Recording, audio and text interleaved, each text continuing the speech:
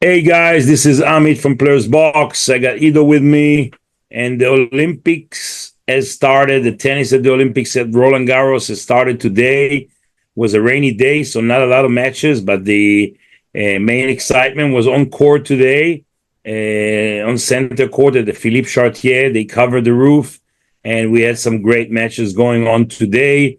Everybody wants to talk about the doubles. We'll get to that in a second. First of all, Novak Djokovic. He's the top seed right now with Sinner pulling out just before the tournament, being sick. And Novak had an easy match. He played Matthew Ebden. Ebden has not played singles, I believe, in a couple of years. So that was no contest for Novak. 6-1, 6-love. He got through. Also, Alcaraz had an easy match. He played a wild card, Khabib from Lebanon, who's playing mostly on the challenger level, and Alcaraz had no problems over there, 6-3, 6-1. Also a comfortable win for Medvedev and for Taylor Fritz against Bublik in straight sets, so no surprise over there. On the women's side, Iga Swiatek, not an easy match for her, but she won in straight sets, and so did Paolini, the finalists both in Roland Garros and at Wimbledon. A bit of a surprise with the loss of Caroline Garcia, the local French favorite. But we all want to talk about the doubles, right? Even though, when was the last time we spoke about doubles? When we did the prep to the Olympics, and it wasn't a disappointment. No, not at all, not at all. First of all, we got to talk about the fact that it was a full house, right? Like I have not seen the center court filled like that since the Novak Rafa match before. So this was really a joy to see 15,000 people filling out every seat in the house for that night match. Even started in the evening night match. Let's speak a little bit about the opponents, Berrettini and Gonzalez. Bear in mind, the Argentinians are ranked 14 and 18 in the world. And Gonzalez, he's 41 years old, So not a kid, a lot of experience. So they're a good couple. By the way, they're not the best Argentinian doubles players, right? No. So who do we have who's not here? Zabalos, right? Zabalos with Granolas. Are they still number one or number two now? They were number one. Yeah, but the thing is that they don't play for the same country. So Granolas is Spanish, and so he was not invited to play the Olympics because he doesn't play with an Argentinian throughout the year, So first of all, these Argentinians, they're good in doubles, mostly on clay court, So I had concerns about this match. These two guys can play; they can play well, and I felt that it would take time for Rafa and Alcaraz to kind of figure out the difference between singles and doubles. And I want to talk to you about that as well. So when the match started, I felt a little bit the Spanish team was struggling a little bit more. Rafa was actually the better player from the two, throughout the match. Yeah. He really played well. But there's also concerns around his health, which doesn't show in doubles. But everybody's expecting him to go on court tomorrow and play his singles match, because if he wins, then you know who's waiting for him in the second round, right? Novak Djokovic. The great Novak Djokovic, right? So there are so many stories there. Novak going back to the place of crime where he got hurt in the quarterfinals of this year, Roland Garros. So he's back there. He's now back the top seed in the tournament with the pulling of Sinner, as we said. And his matches with Rafa throughout the last couple of years have been the main matches at Roland Garros. Rafa has a serious advantage over Novak. I believe Novak only beat him once there. And so, of course, he has the advantage, but we know that Rafa hasn't been himself. But it looks like it's going to be the most interesting match in the old people house, in the nursing home. It's the two old wounded lions are fighting. The two old lions are facing in Roland Garros, right? So, listen, if Rafa is healthy and he can play, he's going to give Novak trouble. He's going to give anybody trouble in best of three, right?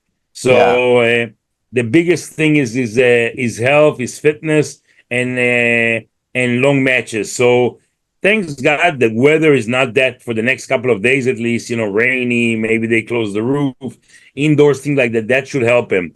But let's see if he can get through in his first round. But going back to the doubles today, I think it was a very, very good quality match. Don't you agree? Yeah, first set was seemed to be a little bit. It took Carlos some time to get his bearings. Yeah, But then I agree. second set, I agree. He wasn't showing any superiority, let's call it, in the first set, huh? but then second set they sailed through. They broke them, and No. Well, the break started in the second set. Let's talk about the first set first. So it went with serve, even though the Spaniards were struggling a bit more, and Rafa was the one dominating from the baseline. Huh? So it was kind of like in the exchange of rallies, you could see that Alcaraz was closer to the net, while Rafa was the one pounding the ball from the back. It didn't work out that well in the first set, but they did manage to stay ahead and keep their serve. And then they were the better team in the tiebreak, especially Rafa. He kind of picked his game up. He was winning his service games pretty comfortably in the first set. So the thing that was most encouraging for me was, first of all, he was the best player in a very good doubles match and a high quality match. He was the best player on court on all aspects. Secondly, you could see that him and Alcaraz could be a threat. They could be chasing a medal. They could go all the way if Rafa is healthy again, and that respect that Alcaraz has for Rafa. exactly that was He wants that was to win one of so the much. things. The first sort of the first set you saw Alcaraz is he's finding his place, giving the respect to Rafa, following his lead. It's probably the first match they play together, like an official match. Well, for me to see that the most dominant player, right, he's not number one in the world right now, but he is the most dominant player on tour, winning back-to-back Roland Garros and Wimbledon with such domination and such power, and kind of taking a back seat to the great Rafael Nadal. That was amazing. Could you imagine? I was thinking to myself, it was Roger on the other side or Novak on the other side. What would an amazing match? What an amazing story that would be, huh? But it seems like it's all about Rafa, how he feels. If Rafa will feel well, then these guys can go all the way. There are, by the way, certain speculations that he doesn't play at all. I mean, like singles, and only focuses on the doubles. He's got Fucsovic, and Fucsovic is a very strong player. Not in the grace, he's not in that stage of his career that he's playing his best tennis. But we know that this is very a guy physical. This is still a guy that has beaten top players. He's very strong physically. People claim that he's the strongest physical, not on the tennis court, but outside the court. He just looks like a weightlifter or like a bodybuilder. Yeah, and they have a good team, the Hungarians, with him and Morzan. So easy it's not going to be. And the only question is how much energies does Rafa waste, right? Because we have seen it in Bostad. He can play, but there's no way he can play back-to-back tough matches, right? Like, besides that, you're hoping that his body will hold on, he also gets tired. But it is an amazing scene to see his wife, his son in the stands, Carlos Moya, you got they're all together with the Alcaraz team, and the Spaniards do it very well. Huh? So, but don't forget, he runs only half of the time now. Well, he was the dominant guy. He was the one moving around. He was the one hitting the hell out of the ball, huh? But still, it's less effort. For sure. That's what I'm saying. It could be, guys, don't be disappointed if Rafa doesn't do it both on the singles and on the doubles, right? So we would love to see him, doing amazing things in singles. We'd love to see him playing Novak. The only thing is, it could cost him, So it's not like, okay, I lost in the second round to Novak, I did my part or something like that, and then, okay, now I focus on doubles. It will take, a price from him. So I really hope that his health and his strength would be there for him to give it as much as he can at the Olympics. By the way, I got to tell you, that it was interesting to see. I really loved watching it, how it took the Spaniard team some time till they, kind of understood the doubles. I mean, they both, especially Rafa, is a great doubles player when he played. You remember he used to play with Mark Lopez, his friend, and they won a couple of big titles, Indian Wells, for example. So, but it kind of took them time to realize, guys, you're not playing singles, right? It's a doubles match. It's almost completely different, right? Isn't Lopez now assisting Carlos Moya as like his hitting partner? No, I believe that Lopez there just. I mean, he's Rafa's friend, so he's always around, right? So, and with the Francisco Roig, he left the team. Probably one of the only changes on Rafa's team for the last 20 years, and so they brought in Mark Lopez. That was kind of a natural thing because he's always been around the team, even when he was playing, right? He was playing doubles with Rafa, whenever Rafa, agreed to play. And so he was always there. So very good. Rafa is very loyal to his friends, very loyal to his team, very loyal to his family, right? So it's a big thing for him. So, and I think that Alcaraz is going in that same way because he kind of adopted Carreño Busta, who's like, 14 years older than him, right? Yeah. So but they both with Ferrero, so... Yeah, exactly. So it's the same thing with Juan Carlos Ferrero. So very similar to Rafa's team. Look, that was the thing that gave Rafa a long career, and I'm sure that this will also probably be very helpful for Alcaraz. You just hope that he will be more healthy than Rafa was. So I guess that's the Spanish formula: keep your friends and family close, and your coaching stuff, consistently. And that's a formula for a very long, successful career. So lots to learn from that in that aspect, But going back to the match, in the first set, the Argentinians were controlling the net, and the Spaniard team was trying to kind of find their way, right? In the second set, it seemed like they're getting into a certain pattern, right? Where Rafa's in the back, hitting those heavy top spins that, of course, these doubles are not used to. That's not how they play doubles on tour, right? There's nobody like Rafa on the doubles draws in the tour. And then Alcaraz was just there on top of the net trying to show some quick hands. So that helped them. They came back from a breakdown. I was kind of concerned that they would go to a third, but they hold on, and then they served it out. Rafa served it out, and very, very successfully and rightfully. So a very good win. I believe that Rafa doesn't only have Fucsovics in singles. I believe that also in doubles, it's the same story there, right? Like who's next for them on doubles? Let's see real quickly. So it's Fucsovics, Morzan, or Griskoper and Kolfhoff. So the Dutch team is a good doubles team. But it means that Rafa has a day off on the double side at least. So let's see if he chooses to play singles tomorrow and how that goes. As long as it's raining, they close the roof. He plays on Philippe Chartier. I think he's going to try and play as much as he can. I really, really just hope that singles attempt, we all want to see Rafa winning his first round, playing Novak, right?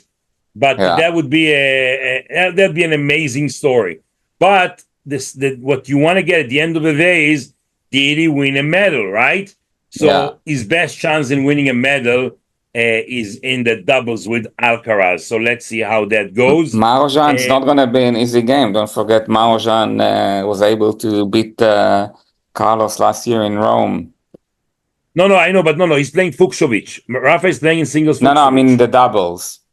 The doubles, but they're not like playing constantly together, right? These two, so they're not double specialists, right?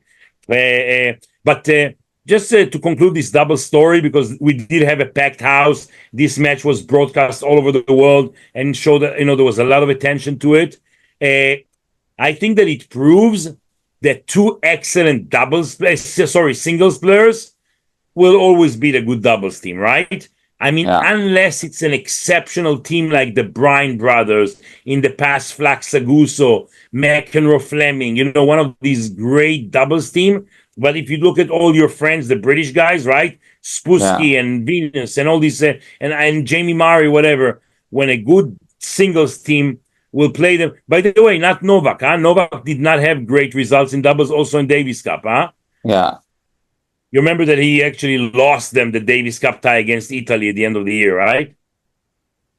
Yeah. So, but Roger was an amazing doubles player when he won a medal with the Stan Wawrinka, even though there was tension on the personal side there, right?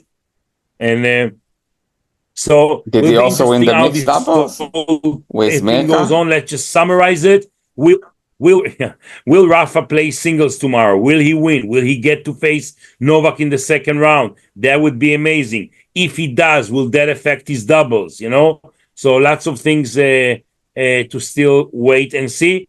Well, it was an interesting. It's kind of a short day, right? So the main guys have played, but there weren't like many matches outside because of the rain. But we got to talk about this Italian guy who doesn't compete at the Olympics, right?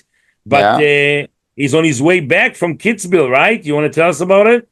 Yeah. Matteo Berrettini won Kitzbühel as well after winning Gstaad last week.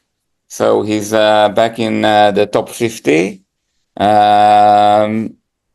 So it's an impressive comeback for him. Yeah, and remember, he won Casablanca this year, so that's his third title on clay this year, and he made finals in Stuttgart, right? He lost to Jack Draper, right? Yeah. So he's on his way back. He's showing domination. He's showing, he's showing confidence, and he'll be a threat. We're talking about somebody hard courts, clay courts, grass court. You name it, for the second year in a row. I believe, no, he lost to Sinner this year, right? In 4 sets at Wimbledon. And the year before in the fourth round, he lost, I believe, to Alcaraz. So trust me, it takes, you need the heavy guns to beat this big Italian. But there's no chance he'll be seeded for the US Open. No. He would have to do miracles in I don't know even if he's going to get. I mean, he's not getting by ranking into Montreal and Cincinnati. I would not be surprised if he gets a wild card with the Canadians. Maybe even an exchange of a wild card versus a wild card in Rome next year or something. They might do that. No, he's going to get in on the main draw because he's now. But the cutoff was 6 weeks ago. Yeah, because he's now 40 in the world. Yeah. No, I mean, listen, this guy, and that's what I'm saying. If he gets some main draw, if he plays main draws, he gets closer because the seeding at the Open is determined like a week before, right? So if he's top 32, he's got a chance to be seeded at the Open. But nevertheless, I don't think that he really is bothered by that. He just doesn't want to meet, Sinner or Alcaraz or this. Other than that, he can beat anyone. So that's a great result. By the way, right now, there's a phenomenal finals happening in Umag. Umag, traditionally, it's a 250 in clay in a resort on the coast of Croatia. The stadium is called over the name of Goran Ivanisevic. So they honored him that. And we have Mosetti, who's in great shape. Remember, semifinals at Wimbledon, right? Yeah. And Mosetti and finalists in Queens. And Mosetti is going into the third set right now with Sarandello, the Argentinian. They're both playing in the Olympics. So these guys will compete today. They'll fly out privately tonight. The rain's good for them because maybe the singles will be postponed, but they're planned to play tomorrow, But they're planned to play on the outside courts. So if it rains out, it'll get pushed to Monday. So good for them. But it's a hell of a match. I just watched, the first 2 sets. Very, very high level. By the way, excellent clay players. Sarandello is very good on clay, and he had some great achievement in Roland Garros always. Listen, remember both of these guys got lost to Novak this year. Both of them in amazing matches, and they kind of took the price. I mean, Novak paid the price, right? In the quarterfinals where he had to retire against Casper Ruud. But two amazing clay court players. Both are great strikers. A bit of a different style. Musetti with his fantastic one-handed backhand. Sorandello's hitting the hell out of the ball. So really, this is the you know what, when we say new generation, they've been around for 3-4 years, right? But this is I would call it the mature new generation, right? These are not your 18, 19, 20-year-olds, but these guys at 21, 22, 23, there are some good players. So we have great depth in tennis from of course Novak, Rafa, they're still there, thanks God. But then you have Medvedev and Zverev and Rublev, the 25, 26, 27, Horkacz, all these guys. Then you have the mid-range, I call them, Felix Eliassim and Fields and now you can see Sorandello and Musetti. And then you go, and of course Alcaraz Sinner, and then the new generation of players, the Mensik. I think that he also played pretty well, right? Is he playing the Olympics, Mensik? I believe he is, right? Yeah, he is. He also played But those guys in 2 years, Musetti and Sorandello would be great players because they'll be much more mature. They're going to be much more fitter. Look, we just 24 years old. We just mentioned 15 guys that will be competing for 10 spots, right? For the top 10, right? So, okay, take Novak out, what? So 12, 13 guys that are very, very good players. So tennis is in good hands. But all eyes. By the way, in Atlanta, the first hard courts. So Thompson. Talking about young guys, Jody Thompson. But listen, he's playing Shang, not Chang. He's playing Shang. The 19-year-old Chinese who's already ranked 85 in the world. So lots of good names there. And then I think it's Riddenkrantz on the other side that he's playing in Shioka, I believe. So, but listen, we have tennis all over the place, but all focused this week. Let's admit it, all focused this week. Even with Washington 500 going on in the States, all eyes are on. It's not a match, and it's great to see that there's a full house for a doubles court, for a doubles match. Yeah, I mean, okay, first of all, we all know about, it's got nothing to do with Olympics. We all know what a great crowd the French and how involved they are. We all know. By the way, it's a relationship with Rafa that has changed throughout the years, right? They were very suspicious towards him in the first, I would say, 6, 7 Roland Garros that he won, but then, they've learned to love him and understand that he is Roland Garros.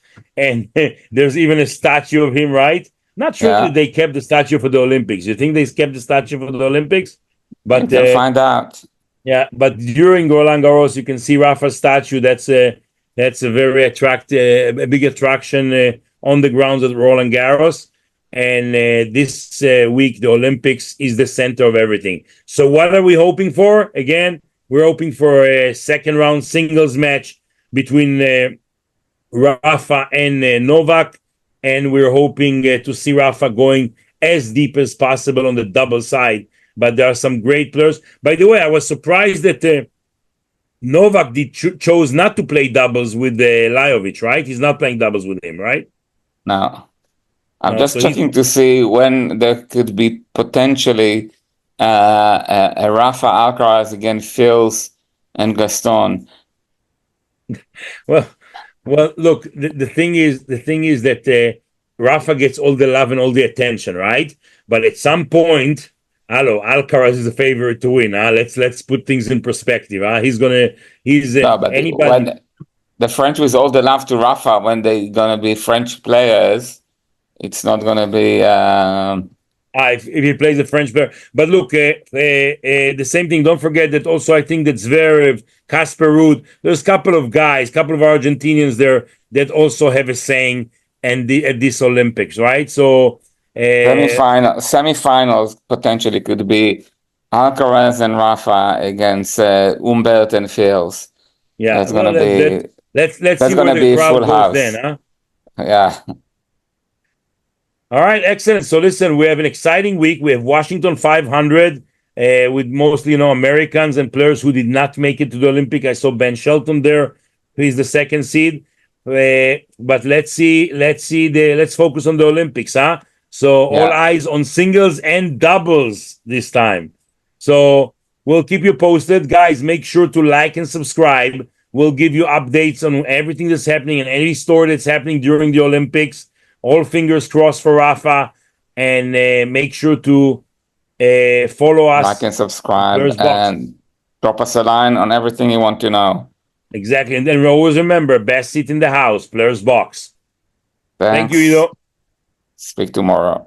All right.